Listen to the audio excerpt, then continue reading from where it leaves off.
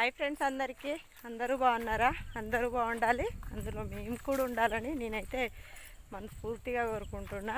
ఇగో నేనైతే బెండకాయలు ఎత్తుకొని పోతున్నా ఇంటికైతే. నాకంటే ముందే కొంచెం కోసి పెట్టిళ్ళు, నేను పోయినాక కొన్ని అయితే కోసిన. ఇప్పుడైతే ఇంటికి పోతున్నా, చీకటి అయితే ఉంది. ఇగో ఇక్కడ నుంచి ఇంటికైతే 1/2 అవర్ అయితే నడవాలి, అర్ధగంట సేపు అయితే నడవాలన్నమాట.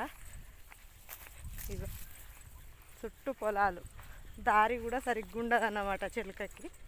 ఈ పొలానికి అయితే, మా సొంత పొలానికి ఎకరం అంతానే ఉంది, కానీ ఎకరానికైనా అంత దూరం రావాల్సి వస్తుంది. రావాలే కదా మరి, తప్పది కదా. చాలా దూరం ఉన్నదన్నమాట. ఇక్కడ నుంచి నడిచేసరికి దాదాపుగా ఇప్పుడు ఇంటికి పోయేసరికి చీకటి అవుతుంది. ఏందో ఈ వ్యవసాయం చేసేటోళ్ళ పరిస్థితి ఏందో ఇట్లా ఉంటుంది అన్నమాట. ఈ వరికి అయితే ఆడవాళ్ళు ఏం పోన అవసరం లేదు, నాటేసినామంటే చాలు. నీళ్ళు ఇట్లా అంతా మగవాళ్ళే చూసుకుంటారు. మనమైతే అది కోసేటప్పుడు కూడా వరి కొత్త మిషనే కోస్తుంది. అంతంత మాత్రాన్నే ఉంటుంది ఆడవాళ్ళతోని పని. అది వరకు అయితే వరి కొత్త కోసేది, ఎత్తేది, మెదలు మోసేది, వరిగడ్డి దులిపేది చాలా పని అయితే ఉండేదన్నమాట. ఇప్పుడైతే కొంచెమే పని ఉంటుంది, ఆడవాళ్ళతోని పనే లేదు. కాబట్టి పొలం దగ్గర అయితే ఎక్కువ పని ఉండదు ఆడవాళ్ళకి కూడా.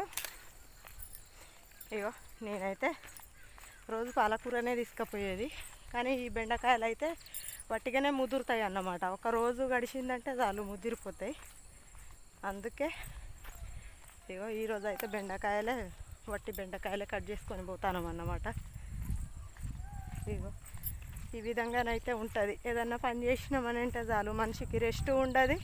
ఏమో అంటారు కదా, ఏదో శాస్త్రం ఉంటుంది, ఏదో శాస్త్రం అయితే ఉంటుంది కదా, గడియ రికం లేదు గవ్వరాకట లేదు అన్నట్టు ఉన్నది మా పని అయితే. ఏం చేయాలి, ఏందో ఈ పని ఎటు కాకుండానైతే అవుతుంది. ఇగో మా తమ్ముడు అయితే బండి తెచ్చిండు, ఈ బండి మీద అయితే పెడదామని అనుకుంటాను. చాలా దూరం నడవాలి. ఇవాళ ఒక్కరోజు అయితే మా తమ్మునికి అయితే బదులాడి జర వేసుకోపోరా అని అంటే, వాడైతే వేసుకోపోతే అక్క ఆడబెట్టా అని చెప్పేసి అన్నాడు. ఇక్కడ పెట్టేసి అయితే పోతున్నా నేనైతే ఇప్పుడు.